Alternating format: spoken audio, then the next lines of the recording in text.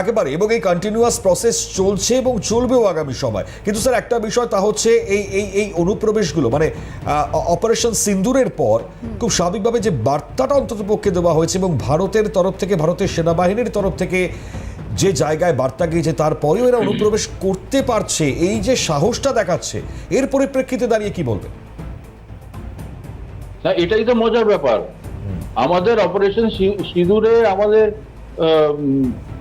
M কি ছিল, যে টেররিস্টদের ঘাঁটিগুলোকে ডিস্ট্রয় করে, টেররিস্টদের অর্গানাইজেশনকে ডিস্ট্রয় করে, বা উইল টু ফাইট, যেটা হয় পাকিস্তানের উইল টু ব্যাক টেররিজম, বা টেররিস্টদের নিজেদের অর্গানাইজেশনে উইল টু ফাইট, ওটাকে তো ডিস্ট্রয় করা, ওটাকে তো ভাঙা। তো এখন ওটা কি আমরা অ্যাচিভ করতে পেরেছি? সেটাই এখন প্রশ্ন। তো এরা কি এখন এখন মানে ইনফিল্ট্রেটরদেরকে এলিমিনেট করা হচ্ছে, ফিউচারে আবার আসবে, আবার হবে। তো ওইটা কি অপারেশন সিঁদুর কি